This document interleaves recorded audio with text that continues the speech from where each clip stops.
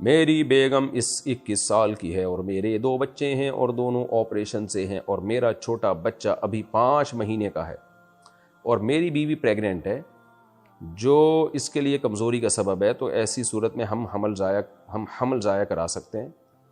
Canada سے کسی نے کہا ہے میں شرعی پردہ کرتی ہوں اور مجھے پردے کی وجہ سے جاب نہیں مل رہی، مجھے جاب کی بہت سخت ضرورت ہے، کیا ایسی صورت میں اپنا نقاب ہٹا سکتی ہوں؟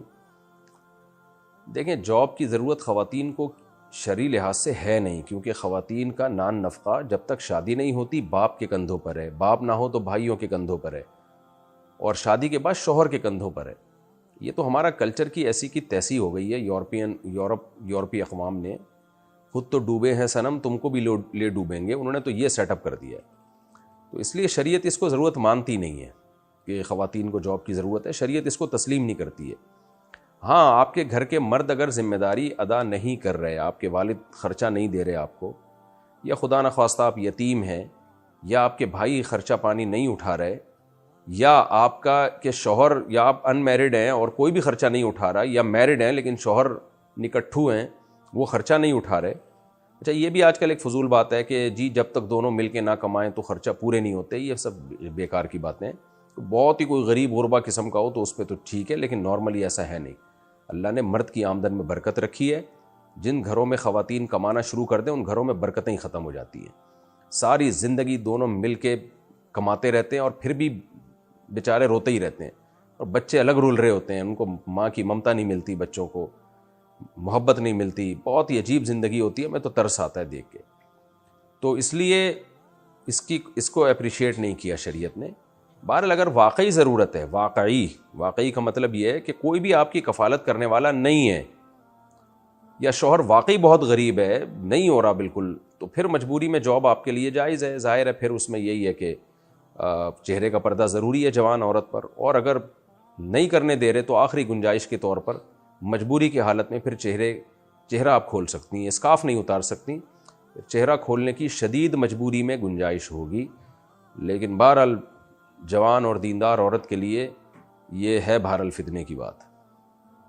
میں نے اپنی بیوی کو بذریعہ ڈاک گواہوں کے دستخط کے ساتھ 3 طلاق دی ہے، اور اب 2 سال بعد مجھے لگا کہ مجھ سے غلطی ہوگی۔ جلدی لگ گیا آپ کو، اور جلدی لگ گیا آپ کو، اور میں ان سے دوبارہ نکاح کرنا چاہتا ہوں، اس کا شرعی حکم کیا؟ نہیں ہو سکتا نکاح بھائی، 3 طلاقوں کے بعد نہیں ہو سکتا نکاح۔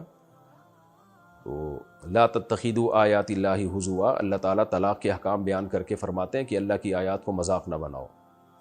تو اس لیے اب آپ کی زوجہ کہیں بھی نکاح کر کے زندگی گزارے، اتفاق سے وہاں سے طلاق ہو گئی یا اس کی ڈیتھ ہو گئی، یا ویسے ہی آپ کی زوجہ نے اس سے ڈیورس مانگ لی کہ بھئی میں نہیں رہنا چاہتی، اور اس نے دے دی ڈیورس، تو عدت کے بعد پھر وہ جہاں چاہے نکاح کر سکتے ہیں، آپ سے بھی کر سکتی ہیں، کسی اور مرد سے بھی کر سکتی ہیں، ادروائز آپ کا ان سے نکاح نہیں ہو سکتا۔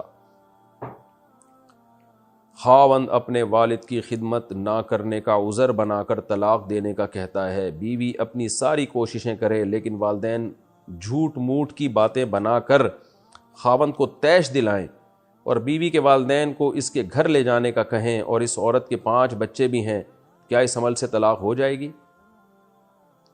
دیکھیں، طلاق تو طلاق دینے سے ہوگی، زبان سے کہے یا لکھ کے دے، تو باقی اس طلاق کی بیس کیا ہے؟ بیس کبھی درست بھی ہوتی ہے، کبھی بیس اس کی غلط بھی ہوتی ہے۔ تو اب بیس کے بارے میں تو میں نہیں بتا سکتا۔ آپ وہ جو شوہر کہہ رہے کہ میرے والد کی خدمت نہیں کرتی، خدمت نہ کرنے کا مطلب کیا ہے؟ بعض خدمتیں تو ایسی ہوتی ہے نا جو بہت ہی، ان کو نہ کرنا تو انتہائی درجے کی غیر اخلاقی حرکت ہوتی ہے۔ مثال کے طور پر بوڑھے والد صاحب بیٹھے ہوئے ہیں، وہ بہو سے کہتے ہیں بیٹا ذرا مجھے پانی پلا دو، اور بہو کہے نہیں میں نہیں پلا رہی، یہ تو پھر طیش آئے گا بھائی ہر ایک کو کہ یار یہ کیا، بوڑھوں کوئی بھی بوڑھا آدمی یا ایجڈ آدمی بیٹھا ہوا ہو یا ایجڈ عورت بیٹھی ہوئی ہو، ویسے کسی کو بھی کہہ دے تو ہر شخص پہ لازم ہوتا ہے کہ وہ یہ خدمت کرے۔ تو اس نوعیت کی بھی اگر خدمت نہیں کر رہی ہیں تو پھر اگر اس بیس پہ شوہر علیحدگی کا فیصلہ کر لیتا ہے تو اس میں کوئی حرج نہیں ہے، نہ کرے تو اچھا ہے، آج کل کون خدمت کرتا ہے، لیکن بہرحال یہ بہت ایک ویلڈ ریزن ہے۔ اور اگر خدمت کا مطلب یہ ہے کہ وہ جیسے گھروں میں ماسیاں خدمتیں کر رہی ہوتی ہیں، اس ٹائپ کی خدمت ہے، تو پھر اس میں بہرحال اس بیس پہ طلاق نہیں دی جا سکتی۔ کیونکہ خدمت میں ہر عورت کے جذبات دوسرے سے مختلف ہوتے ہیں، کچھ بہت خدمت والی ہوتی ہیں، کچھ کم خدمت والی ہوتی ہیں، تو اس بیس پہ پھر طلاق نہیں دینی چاہیے. اپنی بیٹیوں کا سوچنا چاہیے، اپنی بہنوں کا سوچنا چاہیے. اور 5 بچے ہو گئے، ان بچوں کا کیا ہوگا؟ خود بھی یہ پچھتائے گا بعد میں، پاگل ہو جائے گا، کیونکہ بچوں کا کے لیے ماں سے بہتر کوئی آلٹرنیٹ نہیں ہوتا. ایسے لوگ جذبات میں چھوڑ دیتے ہیں، بعد میں سر پیٹتے ہیں. میں نے مردوں کو بلکہ زیادہ روتے ہوئے دیکھا ہے طلاق کے بعد. تو اس لیے یہ حماقت کی بات ہوگی. تو اب میں فیصلہ نہیں کر سکتا کہ آپ کے شوہر کو طلاق دینی چاہیے کہ نہیں دینی چاہیے جب تک دونوں طرف کے مکمل حالات سامنے نہ آ جائیں. تو اصولی بات تو یہی ہے کہ طلاق ابغض الحلال ہے، حلال چیزوں میں اللہ کو سب سے زیادہ ناپسند ہے. تو اصل یہی ہے کہ نہیں دی جائے، حتی الامکان اس زوجہ کو برداشت کیا جائے. گھر اسی طرح برداشت سے ہی چلتا ہے. ساس سسر کی خدمتیں کرنے والی بہویں ویسے بھی مارکیٹ میں شارٹ چل رہی ہیں، اور پھر خدمتوں میں ہر ایک کا معیار دوسرے سے الگ ہوتا ہے. تو کوئی زیادہ خدمت کرتی ہے، کوئی تھوڑی کرتی ہے، کوئی ریزرو رہ کے زندگی گزارتی ہے. ان بیسس پہ طلاقیں دینا نہیں بنتا، یہ برا عمل ہے. لیکن اگر بہت ہی زیادہ بدتمیزی والی کیفیت ہے جو میں نے بتائی، وہ ایک الگ مسئلہ ہے. تو میں اس بارے میں نہیں فیصلہ کر سکتا اور نہ کسی کو طلاقوں کے مشورے دے سکتا ہوں. میں اصولی بات بتا سکتا ہوں کہ شریعت میں طلاق ناپسندیدہ ہے. اس میں اصل یہ ہے کہ نہ دی جائے. جب بالکل ہی برداشت سے معاملہ باہر ہو جائے تو بھی پھر مشورہ کر کے خاندان کے بڑوں کو بٹھا کے صرف ایک طلاق دی جائے، وہ بھی پاکی کے ایام میں. اور 3 مینسز جب عورت کے گزر جائیں گے تو ایک طلاق سے نکاح ختم ہو جائے گا. زندگی بھر جب چاہیں دوبارہ رجوع کر سکتے ہیں. 3 طلاقیں تو پھر بھی دینا جائز نہیں ہے کسی بھی صورت میں. میری بیگم 21 سال کی ہے اور میرے 2 بچے ہیں اور دونوں آپریشن سے ہیں، اور میرا چھوٹا بچہ ابھی 5 مہینے کا ہے، اور میری بیوی پریگننٹ ہے جو اس کے لیے کمزوری کا سبب ہے. تو ایسی صورت میں ہم حمل ضائع کرا سکتے ہیں. دیکھیں، یہ بچہ آپ کا 5 مہینے کا ہو اور بیوی دوبارہ پریگننٹ ہو جائے تو اس سے کوئی مسئلہ ہوتا نہیں ہے. یہ تو میڈیا نے بہت بڑا مسئلہ بنا کے پیش کر دیا ہے پریگننٹ عورت کے پریگننٹ ہونے کو، کہ پتہ نہیں کیا ہو جاتا ہے. یہ تو نیچرل ہے. پریگننسی نہ ہونا تو مسئلہ ہے، پریگننسی ہونا کوئی مسئلہ نہیں ہے. تو بچہ اگر 5 مہینے کا ہے اور دوبارہ پریگننسی ہو گئی تو اس میں کوئی حرج نہیں ہے. آپ کی وائف اگر کمزور ہیں تو خوراک اچھی رکھیں، ان کو کھلائیں پلائیں. کمزوری کا علاج تو خوراک میں ہے نا. تو اور پریگننسی میں بہت ساری نفسیاتی، یعنی وقتی طور پر تو پریشانیاں ہوتی ہیں عورت کو وقتی. یہ تو حملت امہ کرہن قرآن کے الفاظ ہیں کہ ماں بچے کو تکلیف سے اٹھاتی ہے، لیکن یہ تکلیف وقتی ہے، عارضی ہے. تو کیونکہ بچہ ضائع کرانے میں بہت زیادہ مسائل پیدا ہوتے ہیں. اب یہ تو بڑے آرام سے لوگ کہہ دیتے ہیں، خواتین کہتی تھیں ایکچولی میں کمزور ہوں، ویک ہوں، تو مجھے پریگننسی ہو گئی تو پھر یہ بچہ کیسے پیدا ہوگا وغیرہ وغیرہ. تو بھائی ضائع کرنے میں کیا کم نقصان ہے؟ کیا وہ کوئی آسان پروسیس ہے؟ تو بہرحال شرعی مسئلہ یہ ہے کہ 4 مہینے کا اگر حمل ہو گیا پھر تو کسی صورت میں ضائع نہیں کر سکتے. 4 مہینے سے کم اگر ڈاکٹر، ماہر ڈاکٹر کہہ دیں، ایک آدھ ڈاکٹر کی بات نہیں ہے، آپ لیڈی ڈاکٹرز کو جو زیادہ ماہر ڈاکٹرز ہو 4-5 کو دکھا لیں. سب اگر یہی کہیں کہ بھائی ان کی حالت ایسی ہے کہ اس سے ان کو شدید نقصان ہوگا، بیمار ہو جائیں گی، جان کا خطرہ ہے، تو ایسی کنڈیشن میں پھر 4 مہینے سے پہلے حمل ضائع کرایا جا سکتا ہے شدید ضرورت میں. اور اگر ایسی ویکنیس نہیں ہے، کوئی اتنی شدید نوعیت کی سچویشن نہیں ہے، تو پھر حمل ضائع نہیں کرایا جا سکتا. اور یہ اس پہ خوش ہونا چاہیے، اللہ آپ کو اولاد دے رہا ہے اور نعمت ہے اولاد. تو مسئلہ میں نے جو بتانا تھا وہ بتا دیا کہ اگر واقعی کوئی شدید مسائل ہیں، یہ تو ڈاکٹر بتائے گا نا، یہ تو میں نہیں بتا سکتا کہ کتنی کمزوری ہے آپ کی وائف میں، کہ کوئی شدید خطرہ ہے خدا نخواستہ بچے کے معذور ہونے کا، یا ماں کے مرنے کا، یا اس کے کوئی خطرناک حد تک اس کی صحت کو نقصان کا خطرہ ہے. تھوڑا بہت تو رسک ہر حمل میں ہوتا ہی ہے، اس لیے اس کا کوئی اعتبار نہیں ہے. تو باقی اگر غالب گمان ہو کہ خطرہ ہے تو پھر 4 مہینے سے پہلے حمل گرانے کی گنجائش ہے. لیکن حمل گرانے سے کمزوری اور زیادہ بڑھے گی، یہ بھی ذہن میں رکھنا. اور آئندہ پریگننسی کے امکانات بھی بہت کم ہو جاتے ہیں، بڑے مسائل کھڑے ہوتے ہیں. دیکھیں، اللہ تعالیٰ کا جو نظام ہے نا، فطرت سے کبھی نہیں لڑنا چاہیے. اگر آپ کا بچہ 5 مہینے کا ہے اور وائف کو پریگننسی دوبارہ ہو گئی، عام طور پر ہوتی نہیں ہے. جب خواتین بچے کو دودھ پلاتی ہیں تو پریگننٹ نہیں ہوتی، وہ یہ قدرت کا ایک نظام ہے. اگر وہ ہو گئی ہیں تو اس کا مطلب اللہ نے اتنی صلاحیت رکھی ہوتی ہے کیونکہ جیسے حدیث میں آتا ہے نا تزوج الودود الولود، اس عورت سے نکاح کرو جو کثرت سے اولاد دے. تو کثرت سے اولاد کا کیسے پتہ چلتا ہے؟ بعض خواتین میں اللہ نے یہ صلاحیت رکھی ہوتی ہے کہ ان کو وہ جلدی پریگننٹ ہو جاتی ہیں، جلدی بچہ جن لیتی ہیں. تو نبی نے حکم دیا کہ ایسی ہی عورت سے نکاح کرنا چاہیے، کیونکہ نکاح کا بنیادی مقصد ہی تکثیر نسل ہے. بچہ پیدا کرنا نہیں ہے، نسل بڑھانا ہے. یہ خوب سمجھ لیں، تکثیر نسل کو بچانا نہیں ہے، نسل کو بڑھانا ہے نکاح کا مقصد.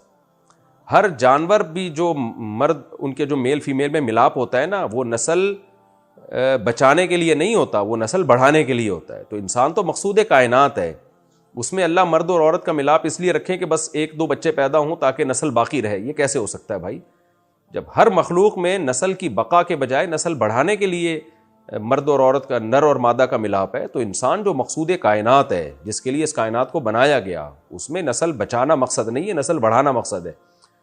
تو اس لیے پروپیگنڈے سے متاثر نہ ہو. جو شرعی مسئلہ تھا وہ میں نے بتا دیا. اگر کوئی لیڈی ڈاکٹرز کہتی ہیں آپ کو 2-4 کہ بھئی شدید خطرہ ہے، تو پھر گنجائش ہے. بہرحال، کیا لڑکے اپنا ایک کان چھدوا سکتے ہیں؟ نہیں چھدوا سکتے، جائز نہیں ہے. اس میں خواتین کی مشابہت ہے. کیا اسلام میں 2 چوٹی بنانا جائز ہے؟ جائز ہے. پیچھے چوٹی جتنی مرضی بنا لیں، سر کے اوپر نہیں بنا سکتے. میں پچھلے 6-8 سالوں سے، یار جب بھی لوگ سالے کہتے ہیں تو مجھے اپنے سالے یاد آنا شروع ہو جاتے ہیں. 6-8 ہی ہیں تقریباً، بلکہ زیادہ ہی ہوں گے. میں پچھلے 6-8 سالوں سے اپنے دوستوں کے ساتھ رہتا ہوں، اور ہم سب ایک ساتھ بیٹھ کر کھانا کھاتے ہیں. پھر اس کھانے کے دوران جو بندہ موجود نہیں، اس کی غیبت شروع ہو جاتی ہے. نارملی یہی ہوتا ہے آج کل، یہ سب جگہ ہو رہا ہے، صرف آپ کے ساتھ نہیں ہو رہا. اس سے کھانے میں چٹنی کا مزہ آتا ہے. یعنی اگر کھانے میں چٹنی نہیں ہے تو آپ کسی تیسرے آدمی کی غیبت شروع کر دیں تو ایسا ہضم ہوتا ہے کھانا. رپورٹ ہے یہ. میرے بہت منع کرنے کے بعد بھی وہ لوگ نہیں مانتے، اور جو ایسی محفل میں شریک ہو اس کو بھی اتنا ہی گناہ ملتا ہے. تو ایسی صورت میں مجھے کیا کرنا چاہیے؟ بار بار ایسا ہو رہا ہے تو پھر ایسی مجلس چھوڑ دینی چاہیے. اس سے انسان کی سوچ میں نیگیٹیوٹی پیدا ہوتی ہے، منفی سوچ پیدا ہوتی ہے، بلا وجہ لوگوں سے بدگمان ہوتا ہے. پھر انسان ماحول سے متاثر بھی ہوتا ہے، اس کی بھی یہی عادت ہو جاتی ہے غیبتیں کرنے کی.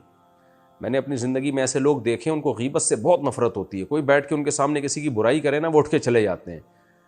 وہ ان کی زندگی بڑی سکون سے گزرتی ہے. تو اس لیے آپ دوستوں کو منع کیا کریں، اور پھر بھی ہر دفعہ میں یہی ہو رہا ہے تو پھر جو ہے ایسے گیدرنگ سے ایوائڈ کرنا چاہیے. عظیم ایبٹ عباس سے، میں نے پہلے ٹک ٹاک پر بہت سی ویڈیوز بنائی تھیں اور اب میوزک کو سننا چھوڑ دیا ہے اور دین پر عمل کرنے لگا ہوں. میں نے اپنے اکاؤنٹ سے وہ گانوں والی ویڈیوز ڈیلیٹ کر دی ہیں تاکہ گناہ سے بچا جا سکے، لیکن میرے کزن کے اکاؤنٹ پر وہ ویڈیوز ابھی بھی اپلوڈ ہیں اور میں نے بہت کہا لیکن وہ ڈیلیٹ نہیں کر رہا، کیونکہ اس کی اور میری ویڈیوز ساتھ میں ہیں. اس صورت میں کیا کرنا چاہیے؟ آپ نے ان کو کہہ دیا، بس آپ کا فرض ادا ہو گیا. پہلی بات تو اللہ تعالیٰ آپ کی اس توبہ میں برکت دے. دیکھو گناہ کر کے اگر توبہ کر لی نا کسی نے، توبہ کرنے والا اللہ کو بہت زیادہ محبوب ہے. تو آپ نے ایسے جرم سے توبہ کی ہے جس میں بڑے بڑے لوگ پڑے ہوئے ہیں آج کل، گانے بجانے، میوزک، یہ تو آج کی دنیا لوگ کہتے ہیں اس کے بغیر گزارا ہی نہیں ہے. تو اس پہ قائم رہیے گا. میں بھی دل سے دعا کرتا ہوں اللہ آپ کو اس پہ قائم رہنے کی توفیق عطا فرمائے. باقی آپ نے اپنے دوست کو کہہ دیا ہٹانے کا، وہ نہیں ہٹا رہا تو آپ کا فرض ادا ہو گیا، آپ اپنے چینل سے ہٹا دیں تو انشاءاللہ اب اس کا گناہ آپ کو نہیں ہوگا. جعفر اقبال، کیا وضو سے پہلے استنجا کرنا ضروری ہے؟ نہیں بھائی، کچھ لوگوں کو ہم نے دیکھا ہے پتہ نہیں وضو سے پہلے لازمی واش روم میں گھس رہے ہوتے ہیں. بھائی واش روم میں گھسنے کا ٹائم تو جب ہے جب آپ کو واش روم آ رہا ہو. نہیں آ رہا تو نماز کا اس سے کوئی تعلق نہیں ہے واش روم کا. تو ہمارے حضرت مفتی رشید احمد صاحب رحمہ اللہ تعالیٰ تو مسجدوں میں واش روم بنانے کے قائل ہی نہیں تھے. وہ تو ایک لفظ بولتے تھے، کہتے ہیں یہ لوگوں کو ہگانے متانے کا ٹھیکہ مسجدوں نے پتہ نہیں کیوں لے لیا ہے. پبلک ٹوائلٹ ہونے چاہیے، گورنمنٹ بنائے. وہ فرماتے تھے یہ چونکہ مسجدوں نے لوگوں کو ہگانے متانے کا ٹھیکہ لے لیا ہے اس لیے گورنمنٹ اب پبلک ٹوائلٹ بناتی نہیں ہے. حالانکہ پوری دنیا میں امریکہ، کینیڈا، جہاں مسجدیں نہیں ہوتی جگہ جگہ وہاں بھی پبلک ٹوائلٹ تو ہوتے ہیں نا. تو یہ گورنمنٹ کی ذمہ داری ہے کہ ٹوائلٹ بنائے. وضو مسجدوں میں صرف وضو خانے ہونے چاہیے، اصولی طور پر تو یہی ہے. تو حضرت تو فرمایا کرتے تھے اگر کوئی بازار میں چلتا ہوا پوچھے نا کہ مسجد کہاں ہے تو سمجھ لو بہت زور کا پیشاب آ رہا ہے اس کو. تو اس لیے ہمارے دارالفتاء والارشاد میں حضرت مفتی رشید احمد صاحب کے یہاں واش روم تھے ہی نہیں. طلبہ کے لیے مدرسے میں تو تھے الگ سے, مسجد میں نمازیوں کے لیے نہیں تھے. فرماتے اپنے گھر سے جو جس نے کرنا ہے کرو, ہم آپ کے واش روم کے ہم ذمہ دار نہیں ہیں. اگر کوئی دور سے آتا ہے تو پبلک ٹوائلٹ ہونے چاہیے اس کے لیے. خیر اب یہ تو ایک بڑا مسئلہ ہے, لیکن وضو سے پہلے استنجا ضروری نہیں ہے. استنجا اس وقت کرنا چاہیے جب قضائے حاجت کی ہے. مغرب اور عشاء کی پہلی اور دوسری رکعت نہ ملے تو بعد میں ادا کرنے کی کیا صورت ہے؟ دیکھیں, مغرب کی اگر پہلی رکعت نہ ملے تو کوئی بات نہیں, سلام امام نے پھیرا تو آپ کھڑے ہو, ثنا پڑھیں, اعوذ باللہ بسم اللہ پڑھیں, سورہ فاتحہ پڑھیں, پھر بسم اللہ پڑھیں, پھر سورت ملائیں, پھر رکوع کریں, پھر 2 سجدے کر کے بیٹھیں, اتحیات دعا درود شریف پڑھ کے سلام پھیر لیں. یہ تو مغرب کا ہو گیا. اور اگر عشاء کی آپ کی پہلی رکعت نکل گئی ہے تو بھی یہی طریقہ ہے اس میں, تو بہت آسان ہے. اچھا دوسری رکعت اگر نہ ملے تو کیا کرنا ہے؟ یعنی پہلی اور دوسری دونوں, سوال آپ کا یہ ہے, پہلی بھی اور دوسری بھی. تو بہت ایزی ہے, عشاء میں تو بہت آسان ہے. سلام پھیرا امام نے, آپ کھڑے ہو جائیں, وہی ثنا پڑھیں, سورہ فاتحہ, سورت ملائیں, پھر 2 سجدے کریں, پھر اس کے بعد دوبارہ کھڑے ہو جائیں, سورہ فاتحہ پڑھیں, سورت ملائیں, اور آخر میں اتحیات پڑھ کے سلام پھیر لیں. مغرب میں تھوڑا سا مشکل ہو جاتا ہے سمجھنا. مغرب کی 2 رکعتیں نکل گئیں, 1 رکعت ملی ہے آپ کو امام کے ساتھ. تو اب کیا کرنا ہے آپ نے؟ امام نے جیسے ہی سلام پھیرا آپ کھڑے ہو جائیں, ثنا پڑھیں, اعوذ باللہ بسم اللہ پڑھیں, سورہ فاتحہ پڑھیں, پھر بسم اللہ پڑھیں, سورت ملائیں, رکوع کریں, 2 سجدے کریں, اس کے بعد بیٹھ جائیں, پھر اتحیات پڑھیں اور پھر کھڑے ہو جائیں. اس کے بعد پھر بسم اللہ پڑھیں, سورہ فاتحہ پڑھیں, پھر بسم اللہ پڑھیں, پھر سورت ملائیں, پھر رکوع کریں, 2 سجدے کریں, آخر میں اتحیات درود شریف دعا کے بعد سلام پھیر لیں. یعنی ایک ایکسٹرا آپ کو قاعدہ کرنا پڑے گا. اور اگر کسی نے وہ ایکسٹرا قاعدہ نہیں بھی کیا تو بھی ہو جائے گی اس کی نماز. یعنی اگر 1 رکعت مغرب میں, 2 رکعتیں نکل گئی نا مغرب میں, تیسری رکعت میں آپ امام کے ساتھ شامل ہوئے, تو امام نے سلام پھیرا, آپ کھڑے ہو گئے, ثنا پڑھی, فاتحہ پڑھی, سورت ملائی, رکوع سجدہ کر کے بیٹھنا چاہیے. لیکن اگر آپ نہیں بیٹھے, کھڑے ہو گئے, تو بھی نماز ہو جائے گی آپ کی. یعنی یہ والا قاعدہ نہیں بھی کیا تو بھی ہو جائے گی, لیکن افضل یہی ہے کہ یہ قاعدہ کیا جائے. بغیر ٹوپی کے نماز پڑھنا کیسا ہے؟ ناپسندیدہ ہے, نامناسب ہے, خلاف سنت ہے. ہمارے نبی صلی اللہ علیہ وسلم ہمیشہ سر ڈھانپ کے نماز پڑھا کرتے تھے. صرف احرام کی صورت میں آپ نے سر کو کھولا ہے, اس لیے یہ قابل تقلید عمل نہیں ہے سر کھول کے, سر ننگا کر کے نماز پڑھنا. آج کل فیشن چل پڑا ہے, لوگ نہیں ڈھانپ رہے ہوتے سر. عادل مصطفیٰ کشمیر سے, ہمارے یہاں ایک بدعت کا رواج ہے کہ لوگ کھانے پینے کی چیزیں مسجد میں اس نیت سے لاتے ہیں کہ ان کے مردوں کو ثواب پہنچ جائے. کیا ایسا کرنا جائز ہے؟ جائز نہیں ہے بھائی. مسجدوں میں نماز پڑھو, پتلی گلی سے نکلو, اور اگر ثواب کرنا ہے تو صدقہ خیرات کرو, بس غریبوں کو کھلاؤ. یہ کون سی نئی رسم چلا دی ہے؟ ایسی چیزیں آہستہ آہستہ بدعت بن جاتی ہیں اور پھر رواج کا حصہ بن جاتی ہیں. اور نمازیوں کو کھلا کے کون سا ثواب حاصل کر رہے ہو؟ نمازیوں کو بھی چاہیے کہ وہ نوالا آپ کے حلق میں اترتا کیسے ہے. دیکھو, غریب آدمی کو صدقہ دینا الگ چیز ہے, نمازیوں کو تو گفٹ اور ہدیہ دیا جائے گا نا. اس کی مثال ایسے ہے کہ آپ اپنے والد کی دعوت کر رہے ہیں, آپ نے ان کو کھلایا, والد نے پوچھا ماشاءاللہ بیٹا آج کیسے خیال آ گیا آپ کو؟ ابا دادا کے اصالے ثواب کے لیے کھلا رہا ہوں آپ کو میں. ابا کو غصہ آئے گا نا, یار تو نے کیا مردوں کے ثواب کے لیے مجھے منتخب کیا ہوا ہے؟ تو عزت دار آدمی کو یہ چیز پسند نہیں ہوتی. اکثر میں اپنا بیان میں واقعہ سناتا ہوں. ایک صاحب جمعرات کو میرے گھر کوفتوں کا سالن لاتے تھے, ہوتا بڑا لشپش مزیدار سالن تھا. ابھی بھی ایسا سالن تھا, مجھے ابھی بھوک بھڑک اٹھی ہے اس کو تصور سے. بڑا زبردست سالن ہوتا تھا, کوفتے بھی ہوتے تھے, آلو بھی پڑا ہوا ہوتا تھا, ہم لوگ بھی پھوڑ پھاڑ دیتے تھے, اتنا زبردست سالن آ رہا ہے. تو ہر جمعرات کو لاتے تھے. تو مجھے جمعرات کے دن سے تھوڑا سا وہم ہو گیا کہ یار کوئی چکر تو نہیں ہے. میں نے پوچھا کہ یہ آپ ماشاءاللہ خدمت کر رہے ہیں, خیریت؟ ہر جمعرات کو لاتے ہیں اور کوفتے ہی ہوتے ہیں. کہتے ہیں اصل میں میری والدہ کا انتقال ہوا ہے تو ان کے اصالے ثواب کے لیے آپ کو کھلا رہا ہوں. میں نے کہا یار ہم کھاتے پیتے لوگ ہیں یار, آپ نے اماں کے ثواب پہنچانا ہے تو کسی غریب کو کھلا دو بھائی. تو تھوڑی بہت بھی انسان کو اگر تھوڑی سی اس میں غیرت ہونا تو اس کو برا لگتا ہے کہ کسی کے اصالے ثواب کے لیے مجھے کھلا رہے ہو. بھائی ہمیں ویسی محبت میں کھلا دو تو کھا لیں گے ہم, ثواب پہنچانا ہے تو جاؤ غریبوں کو کھلاؤ بھائی. تو چاہے آدمی غریب بھی ہو تو بھی اس کو یہ چیز اچھی نہیں لگتی ہے. تو اس لیے مسجدوں میں لا کے ابا کے ثواب کے لیے نمازی کو کھلا رہے ہیں اور نمازی بھی مسٹنڈوں کی طرح کھا رہے ہیں، تو یہ برا عمل ہے، اس سے اجتناب کریں۔ اچھا میرے بھائی، یہ ایسا ہی ہے نا، ایک سموسہ کھلا دیا نانی کے ثواب کے لیے، اس کو ایک پکوڑا کھلا دیا چاچو کے ثواب کے لیے، یہ کیا ہو رہا ہے؟ What's going on? اچھا میرے بھائی، میرے شوہر کا انتقال ہو گیا ہے اور میں اپنے ابو کے گھر رہتی ہوں، اس میں کوئی مسئلہ تو نہیں ہے؟ عدت کے دوران شوہر کے گھر میں رہنا پڑے گا، ابو کے گھر نہیں رہ سکتی آپ۔ شوہر کی ڈیتھ ہو گئی تو 4 مہینے 10 دن آپ کو شوہر ہی کے گھر میں گزارنے پڑیں گے، اس کے بعد